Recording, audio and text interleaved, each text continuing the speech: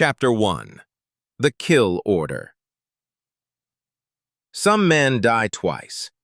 Once when their heart stops, and once when the government decides they don't exist anymore. I died the second death on a Monday. It started with a sound I hadn't heard in years, a three-tone satellite chirp, barely audible, bouncing off a stolen burner phone duct-taped under my cabin sink. Not the phone I used to call suppliers, not the one I used to check on Flynn. This one hadn't buzzed since Kandahar. My hand froze above the sink.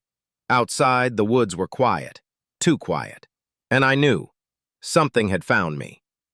I took the phone out, activated the analog decryptor Flynn had rigged into its back casing, and waited. One message. No number, just text. Burn notice active. Target.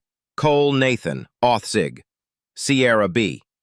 I stared at the screen. Sierra B. Only one person ever used that signature, and she'd been dead for 5 years. I moved like a ghost. Grabbed my go-bag from the crawlspace, checked the rifle case, and tossed the cabin phone into the fireplace. The signal was already compromised. Staying another 5 minutes meant I'd be dragging bullets through my back before nightfall. I had 6 aliases across 6 states, but none of them would hold if this was real. A burn notice wasn't a legal document. It was a kill switch, a classified handshake that told every black badge operator in the hemisphere that I was now liquidation grade. And the authorization came from someone I'd trusted with my life. Sierra Black. Sierra wasn't just a handler. She was a legend. Cold War kid turned CIA codebreaker, built operations so deep they didn't have names, just pulse codes. She recruited me when Echo was still in its infancy, trained me in subversion, killbox extraction, memory suppression, and, ironically, how to spot a burn notice before it hit the air. She'd vanished after a botched extraction in northern Turkey, declared dead. But this signature, this code, this was hers. Flynn didn't answer the emergency line. I didn't blame him. If my signal was lit up, his safe houses were probably already flagged. I had to move old school. No trackers, no drones, no AI surveillance sweeps, just instincts, maps, and violence.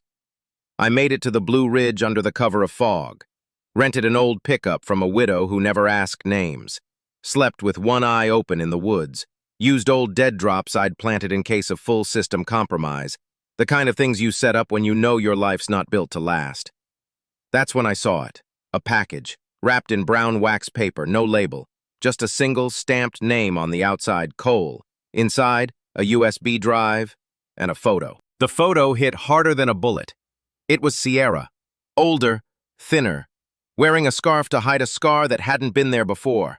And her eyes, they were different, no longer cold, calculating. They looked haunted. Scrawled on the back in her handwriting, "They made me activate it. I'm sorry, run, or finish it, S.B." I stared at the USB, thought about crushing it under my boot, but the truth was already eating its way through my ribs. Sierra wasn't dead, and this wasn't a mistake. This was bait, and I was already on the hook.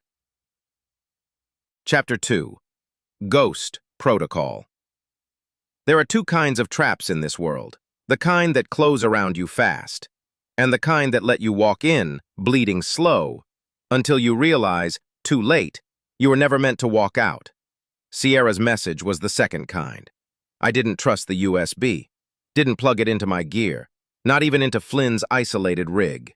Instead, I used an old Cold War trick, took a burner laptop I'd gutted down to bare metal, booted it from an air-gapped sandbox OS, and ran the USB under surveillance.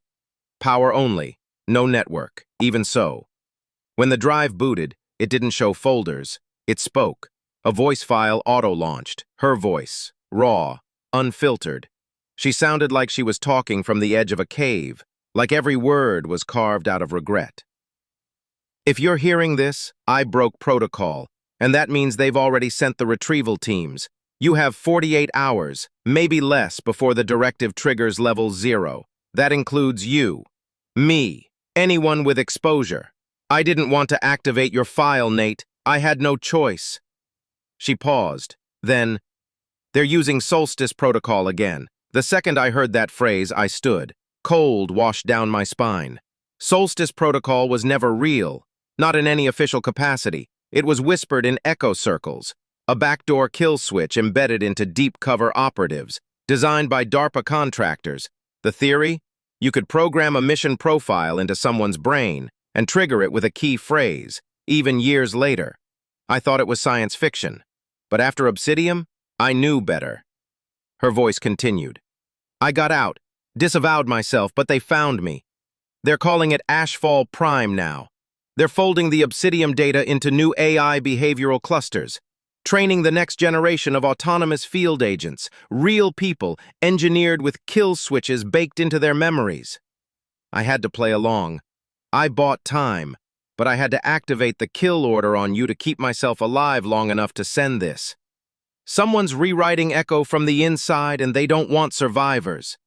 If you're still alive by the time this ends, do what I couldn't. Erase the program, burn everything. Then, static. I stared at the screen. The files self-deleted. Then the USB melted. Literally. Microthermite charge inside, fried the drive, and scorched the keyboard. One message, one shot, old-school spycraft, with new-school implications. I sat back against the cabin wall, fingers steepled against my chin. Solstice Protocol, Ashfall Prime, Sierra still alive, but playing both sides. And me? Marked for death by a program that may not need permission to activate its next phase. I knew what I had to do. If someone was rebuilding Echo, I had to find out who. And there was only one person on the outside who might still have access to deep military behavioral tech files. Dawes. He'd been locked up after the Widow's Directive, held in a private psychiatric facility off the coast of Maine, supposedly for mental degradation post-Obsidian. But if Ashfall Prime was real, Dawes might have been more aware than anyone knew. I packed light, rifle, combat knife, modified burner drone, and the one thing I hadn't touched in months, my old unit patch, Echo 4, sewn into the inside of my chest plate. I didn't wear it as a symbol, I wore it as a warning, whatever came next. I wasn't walking in as Nathan Cole. I was going in as the ghost they trained me to be. Because if this was war, then I was done running. Chapter 3. The Dawes Asylum Raid. The asylum sat on a cliff like a secret no one wanted to keep, but couldn't afford to lose. St. Benedict's Behavioral Rehabilitation Institute. Sounds noble, smells like bleach and buried contracts. From the outside, it looked like a private recovery center for PTSD-afflicted veterans. Inside, it was a psychological black site. No press, no visitors, no records. And, if you believed the whispers, no rules. Dawes had been held there for almost a year, classified as unstable. But I knew better. The ones labeled unstable were usually just the ones who knew too much. I watched the place for 2 days from a tree line 400 yards out. Drone sweeps, shift rotations, supply runs, no civilian staff, just security in corporate polos with body armor underneath. Spoke in short phrases, moved like former Delta. Not local hires. This wasn't just a facility. It was a containment zone. I moved in just after sunset on the 3rd day. Full blackout gear, suppressed rifle, thermal scrambler embedded in my vest. I didn't fire a shot. I didn't need to. Sometimes silence is louder than bullets. I ghosted through the northern corridor by rerouting a drainage sensor to loop internal cams for 3 minutes. Just long enough to cross the outer wall and slip into the custodial duct under the secondary east wing. Inside smelled like antiseptic and regret. Every footstep felt like a memory I didn't want to keep. Room 311. Dawes's file said he hadn't spoken in 9 months. Refused meds, minimal movement, diagnosed cognitive decay due to neurochemical trauma. But when I cracked the door open, he was waiting, wide awake, sitting straight, and smiling. "Took you long enough," he said. My rifle didn't lower. "You were supposed to be catatonic." I was, for the guards, had to play the part, until you got here. Why? He stood, slowly. His eyes, they weren't twitchy like they used to be. They were clear, focused. Because I needed you to see it firsthand, he said, to understand what Ashfall really is. He reached under his cot, pulled out a journal, handwritten, thick, nearly 300 pages, all of it in code. My memory was fractured after Obsidian, he said, but not destroyed. I used triggers, mnemonics, anchors. Every time I remembered something, I wrote it down, hid it, memorized where, then forgot again until it came back. And what did you remember? He looked me dead in the eye. That Sierra never betrayed you. That froze me. Explain. She didn't write the burn notice. She didn't activate the directive. Her code was on it. Yes, but that code wasn't written by her hand. It was replicated, cloned, using biometric rhythm matching. Which means... It means someone in the program has access to her neural sig file. They're forging her identity through old mission AI. Ghosts, using ghosts. My chest went tight. Sierra hadn't betrayed me. She was trying to warn me. And whoever forged her kill order wasn't just operating off protocol. They were building a new program, using the bones of the old one. Ashfall Prime. What is it, Dawes? I asked. What's the goal? He opened the journal, flipped to a page near the end, showed me a diagram. A triangle with 3 points. Behavior override, memory reclamation, synthetic loyalty.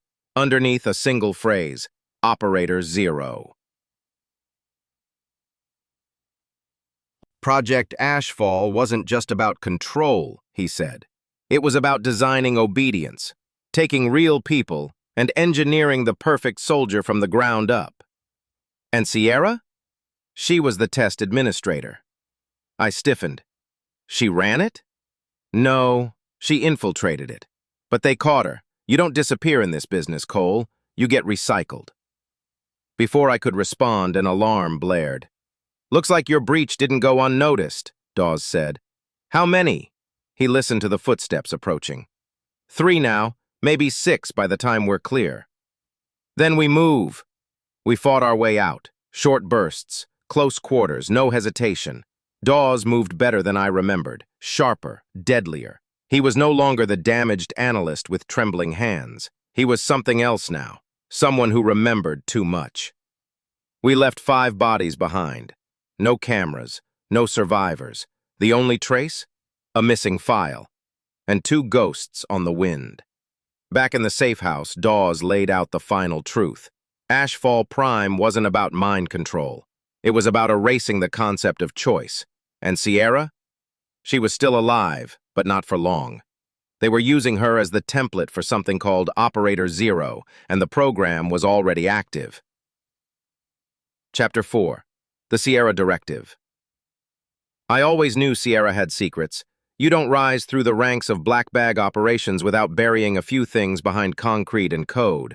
But what Dawes was showing me wasn't just a secret, it was a blueprint. And she wasn't just buried in it, she was the foundation. We sat in the back room of a safe house 20 miles outside Augusta, an abandoned hunting lodge that still smelled like pine and mold. Dawes had set up a portable decryption rig, patching together fragments from his journal with software Flynn once wrote in a fit of paranoia. No internet, no AI, just cold, clean logic and analog methods. I hovered over the screen while he pieced it together. It wasn't much to look at, hex code, personnel tags, old mission embeds. But the language? I knew it well, and one phrase kept repeating. Asset control, black file, Sierra 00, primary template, operator 0. I leaned back, tension burning behind my eyes. They cloned her protocol. Dawes nodded. More than that, they're weaponizing her loyalty schema. In English. He pulled up a brain scan overlay, dated 2 years after Sierra's supposed death. They extracted her neural loyalty matrix, patterns tied to command structure, risk mitigation, emotional loyalty, moral inhibition, used it to build a behavior seed they could implant into newer agents. He paused, then pointed. They're making more Sierras. It hit me like a punch to the gut. I remembered her voice in that final file, broken, scared. She wasn't warning me because she was afraid of what she'd become. She was warning me because she knew what they were building, from her. Dawes tapped the screen again. There's a single redirect tied to her file, an unlisted lab in New Mexico. Goes by the code Site Icarus. Private contractor funding, DoD backend, not on any map. Icarus, I repeated. Yeah, guy who flew too close to the sun. Dawes glanced at me. Maybe they're hoping this one flies into it. We packed fast. No digital trail, no GPS, just topo maps and old satellite overheads. Site Icarus was buried deep in the northern basin, desert terrain with natural elevation cover. Surveillance would be a nightmare. Getting in, worse. But if Sierra was alive, and being used as the base template for Operator Zero, then every second we wasted was another line of code locking her identity into 1,000 hollowed-out operatives. Before we left, Dawes handed me something, a worn photograph. 5 people in it, him, me, Trask, Harlow, and Sierra, center frame, smiling like she didn't know what she'd become. Or maybe, like she did, and smiled anyway. You sure about this? He asked me. No, but you're going anyway. I looked out the window, scanning the tree line for movement that wasn't there. They turned the woman who trained us into a weapon, I said, and now they're building an army in her image. Then what's the mission? I tightened the sling on my rifle. Same as it's always been. Which is, get in, expose the lie, and if we can't stop them, Dawes stared. I finished it for him. Make damn sure they don't walk away clean. We left that night. No names, no comms, just 2 ghosts and a desert full of bad memories waiting to breathe again. Chapter 5. Welcome to Site Icarus. They built Site Icarus where no one was supposed to look. No fences, no guards in towers, just rock, sky, and the illusion that nothing dangerous could exist in such silence. It took Dawes and me 16 hours to reach the outskirts. We came in from the north, beneath the ridgeline, avoiding every known air corridor.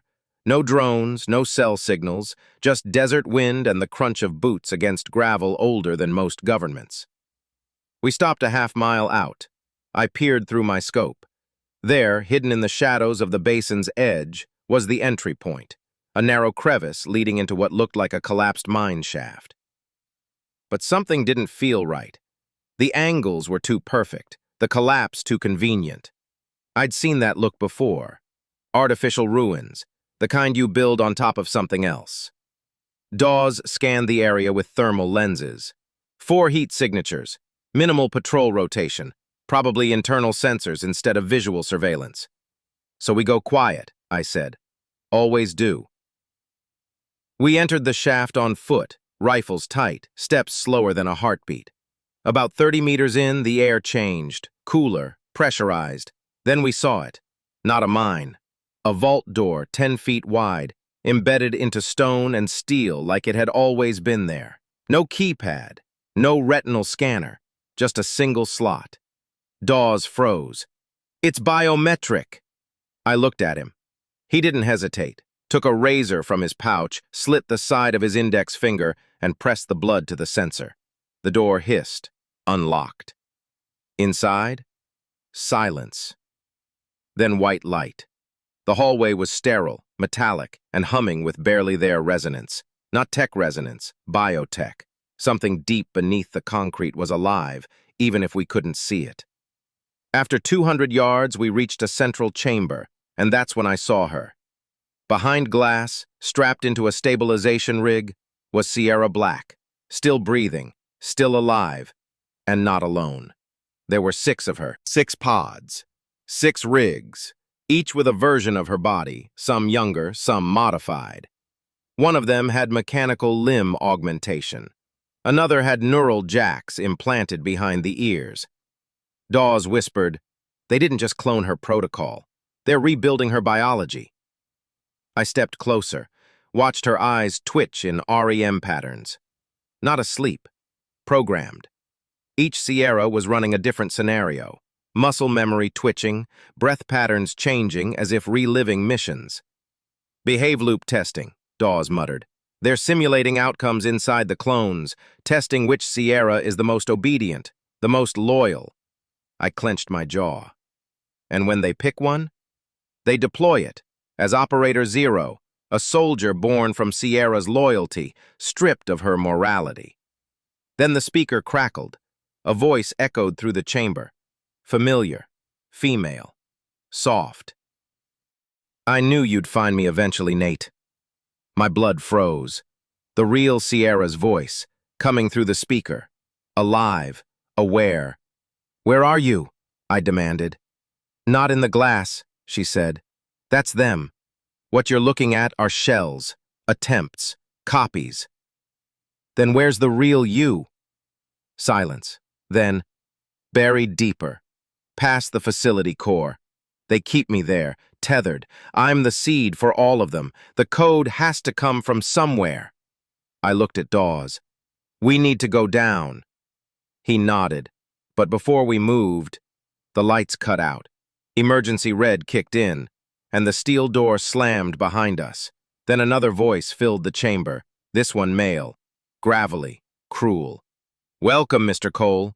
You just walked into the future, and unfortunately, the future doesn't need you anymore." Chapter 6. The Voice of Zero. The red lights pulsed like a dying heartbeat. That voice, the one that called me Mr. Cole, echoed through the chamber like it belonged to the walls themselves. It wasn't a name I recognized, but the tone?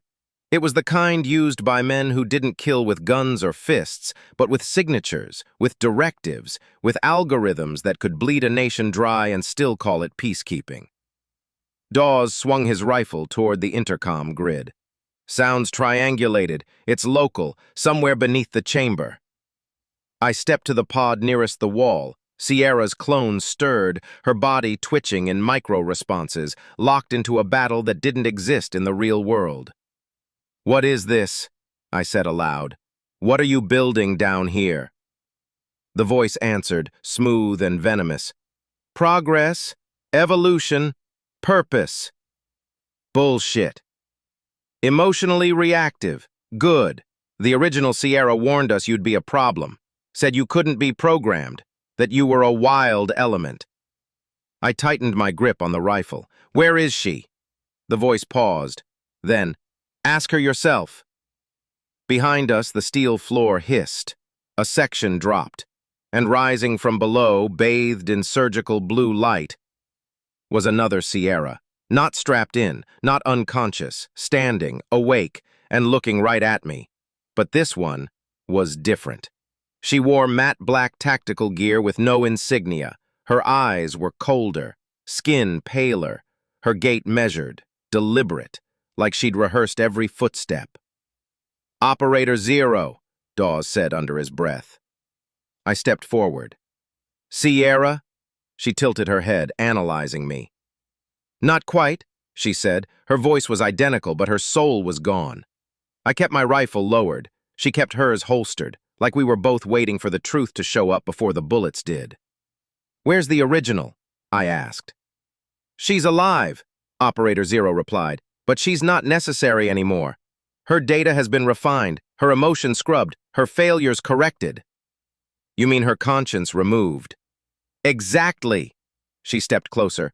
"You were a test case, Cole. You resisted every conditioning module Obsidian threw at you. You broke free. That made you dangerous, but also useful. We studied your resistance patterns. They helped finalize my adaptive logic tree." I stared at her. "They used me to finish building you." "Not quite. They used you to erase her." Dawes suddenly activated a jamming signal from his wrist device. The red lights flickered, and Operator Zero paused. Her eyes darted for less than a second. A flicker.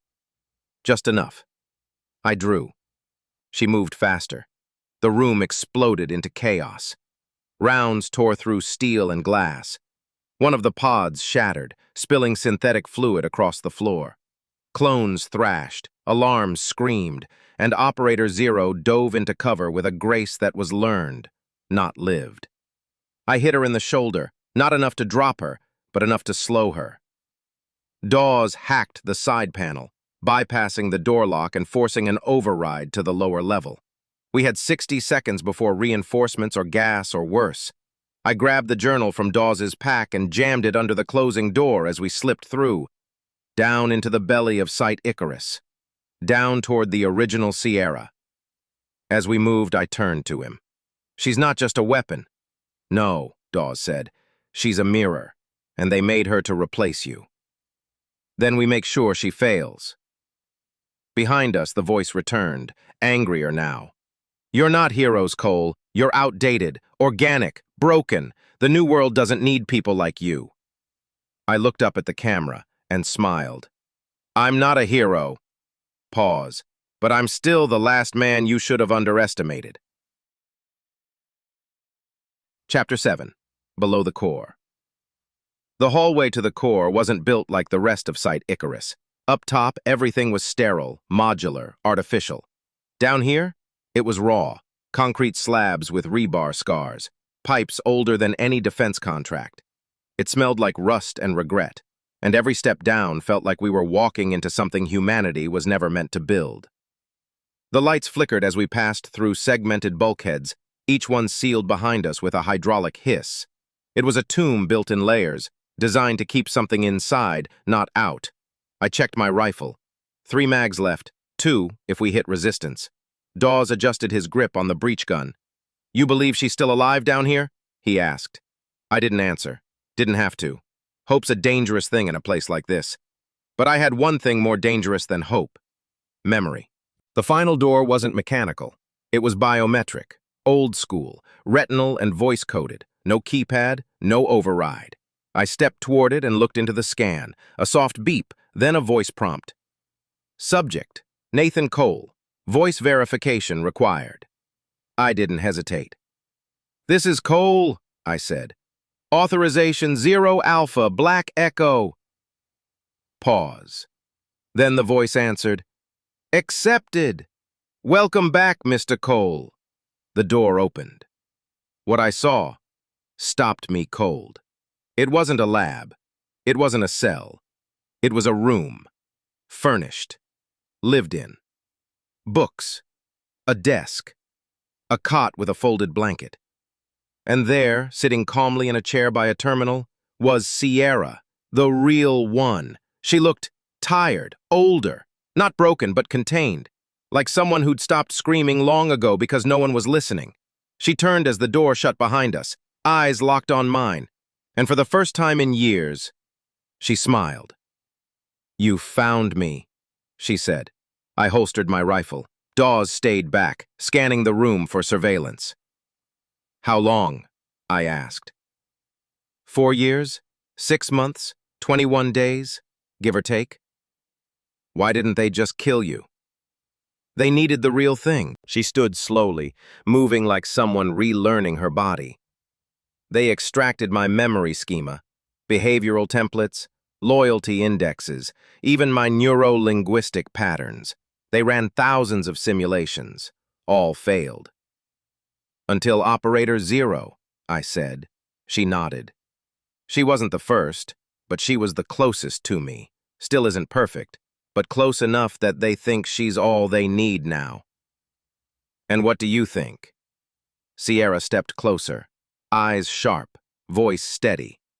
"I think if they let her loose, we'll see a world where loyalty isn't earned, it's installed, where obedience isn't conditioned, it's manufactured." "And you?" "I think they kept the wrong version of me locked away."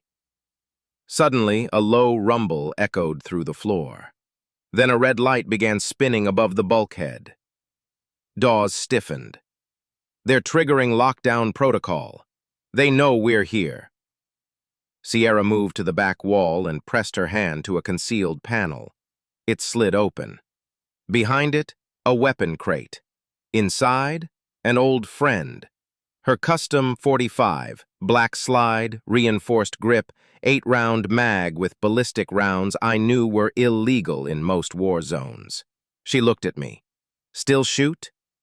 I grinned. "Only if I'm angry." Sierra tossed Dawes a secure drive. "This has everything," she said. "Cloning failures, program data, Operator Zero's override codes. What's the catch? I asked. It has to be uploaded manually, from the broadcast core upstairs, and it's a one-shot connection. I stared. And what about you?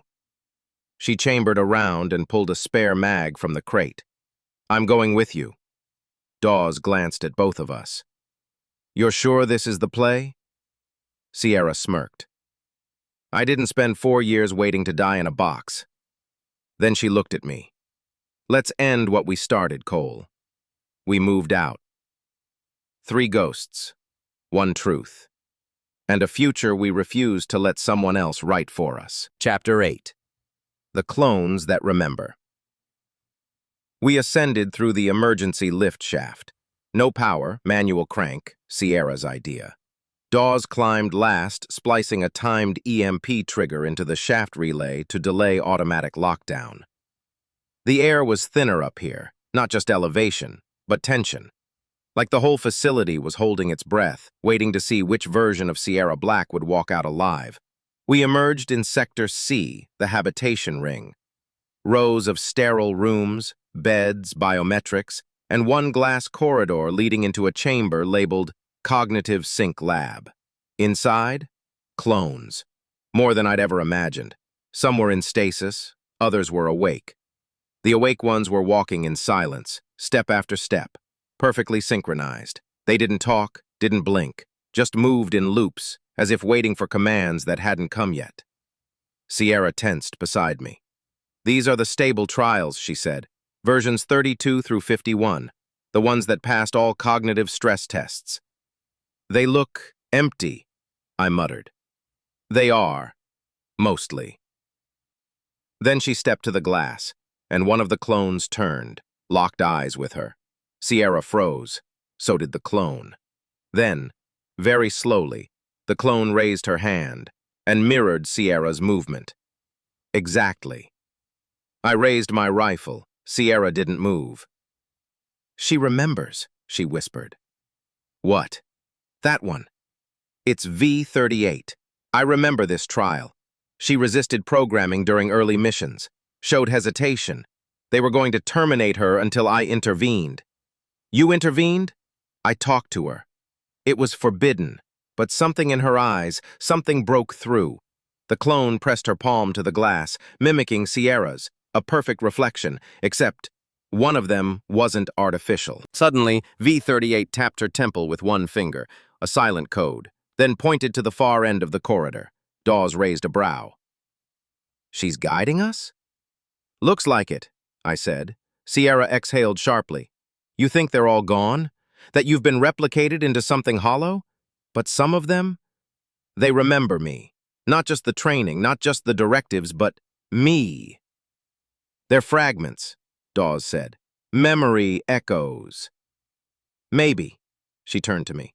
But if there's even a 1% chance that they hold on to pieces of my conscience, then this whole program is a house of cards waiting to collapse.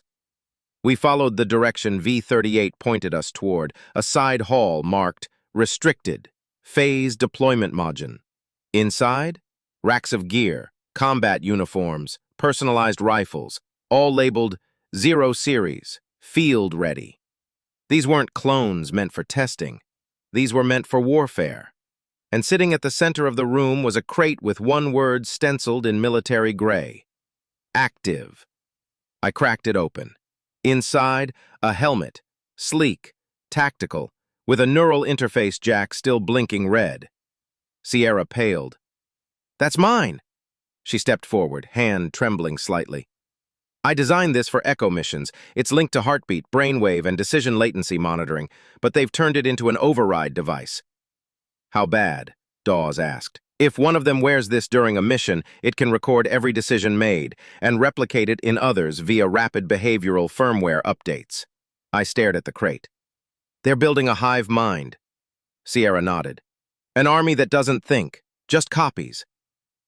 A loud clang echoed from the far hallway, then another. Footsteps. Heavy. Dawes grabbed the crate, secured the drive. I raised my rifle. Sierra grabbed her sidearm and whispered, if they send the next phase units, we won't be fighting reflections anymore. Then what are we fighting? She locked around in place and looked at me. Perfect versions of me, without a soul. Chapter 9. The Directive Override. By the time we reached the top-level command chamber, Site Icarus was no longer asleep. It was awake. Every hallway pulsed with emergency lights. Steel doors locked behind us one by one. Sensors scanned us from the walls like invisible sentries, judging our every breath. But it didn't matter, because we weren't here to hide anymore. We were here to end it. Dawes rigged the data drive into a diagnostic port just outside the command center. Once I plug this in, he said, I'll have about 60 seconds before the core AI flags the intrusion and cuts the uplink. The override must be input manually. He looked at Sierra. By you. She nodded. They coded Operator Zero's loyalty structure around my neural imprint. I'm the only one with residual access. You sure about that? I asked. No. She looked at me, calm, resolute. But we're out of time to second guess. The door opened with a deep hiss. Inside, the command chamber looked less like a war room and more like a cathedral. Cables ran along the walls like veins. Screens pulsed with biometric data. And in the center stood a chair, something between a pilot's seat and an execution rig, surrounded by glass and cold steel. Sierra stepped toward it. I caught her wrist. You sit in that chair. There's no guarantee they won't lock your brain back into the system. She smiled. This is what they stole from me, Cole. My choices, my voice, myself. I'm taking it back. Dawes plugged in the drive. The screen flashed. Equal module connected. Admin override required. He handed Sierra the neural node, the same kind used to download directives into clones. She slid it into the back of her neck with a wince, then sat down. Lights flared. I watched her eyes change. Not like the clones, glassy, vacant. Hers burned with purpose. Her voice was firm. Initiating system sync. Requesting authentication. Authorization code Black Echo Alpha 61. Command. Terminate Project Ashfall. Wipe behavioral templates. Disable clone synchronization mesh. Operator ID Sierra Black. Original. The AI responded in a low synthetic voice. Override denied. Multiple operator IDs detected. Conflict in identity index. Dawes swore. They've already layered Operator Zero's profile over hers.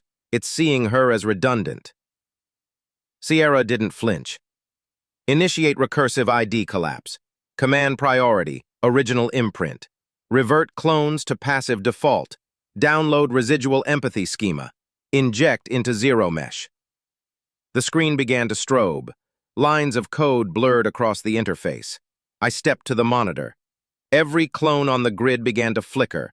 Biometric signals stuttering, identity indexes showing cross-contamination. The system was collapsing under its own complexity.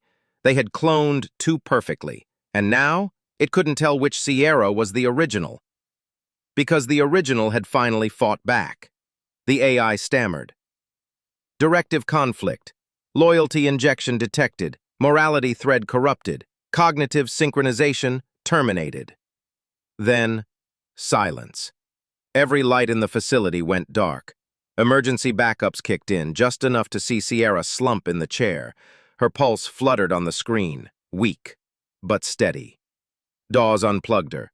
She gasped, like surfacing from a deep ocean. You okay? I asked. Her hand found mine. Yeah, she said. I just needed to remind the system what being human felt like. Then the floor shook. An explosion rocked the far corridor. Sirens wailed again. Dawes checked the monitors. They're activating failsafes, a full facility purge. Time? 10 minutes, maybe less. I lifted Sierra up. Can you move? Only one direction, she said. Forward. We ran. The walls screamed around us. The AI's last breath was trying to kill the very thing it failed to copy. But it was too late. The directive had been overwritten. The clones were disconnecting, and Sierra's conscience was no longer a weapon. It was a virus, a virus called free will. Chapter 10. The Lasting Exit. We ran through fire, not metaphor, fire. The lower levels of Site Icarus were already igniting, automated fail-safes purging rooms in white-hot flame and gas. The system had gone full scorched earth. If it couldn't control what it built, it would destroy it. Dawes led the way, hacking blast doors with manual overrides and breaching through failing bulkheads using shaped charges he'd rigged on the fly. Sierra moved beside me, limping slightly but steady, alive, alert, and unflinching. Every second was another betrayal from the architecture around us. The exits were collapsing, the walls were closing, and still, we kept going. The clone halls were silent now. No marching, no commands, the sync had broken. All across the mesh, the Sierra copies stood frozen in stasis pods or crumpled in lockdown positions, as if time itself had short-circuited. Some of them were crying. I slowed for just a moment near one pod.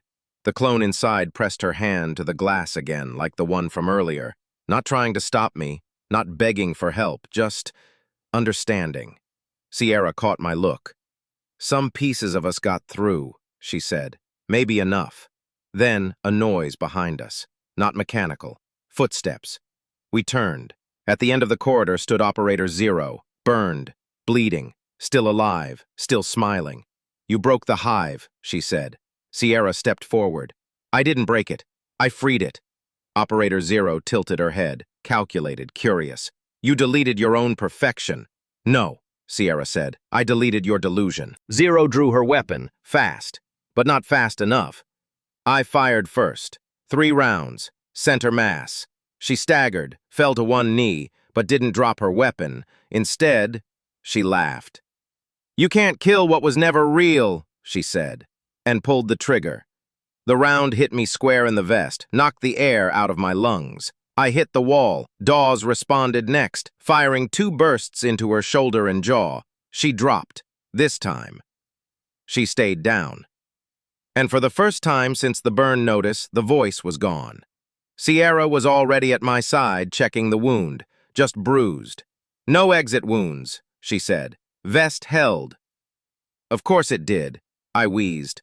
"Never underestimate military-grade guilt." We reached the final tunnel, a vertical access chute leading to the old geothermal ventilation tower, long decommissioned. Dawes had mapped it earlier, knowing the main elevator would be fried in the lockdown. It was narrow, ladder access only. We climbed, hand over hand, through heat, smoke, the stench of failure, and behind us, the death rattle of a facility designed to erase souls. We reached daylight just as the shockwave hit. The entire basin trembled. Smoke billowed upward, blackening the sunrise. The sky opened like a new beginning, and Site Icarus was gone. We didn't say anything for a long time. We just sat, 3 silhouettes on the edge of a crater that had almost consumed us all. Then Sierra finally spoke, voice calm, grounded, free. "Do you think they'll try again?" she asked. Dawes nodded slowly. "They always do." I looked out over the smoking desert.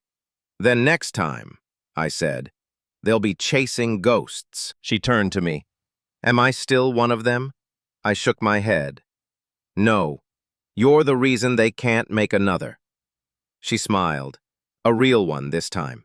Not programmed, not rehearsed, just Sierra. And in that moment I knew. We hadn't stopped a program. We'd stopped a future built on lies. Chapter 11. After Echo. We disappeared for a while. Dawes had a network of safe houses buried deep in civilian infrastructure, forgotten corners of the world where government eyes went blind. Sierra and I holed up in a highland farm on the edge of Romania, sleeping in shifts and staying quiet while the world tried to forget Site Icarus ever existed. And the world did forget, because that's what it's trained to do, especially when ghosts clean up the mess.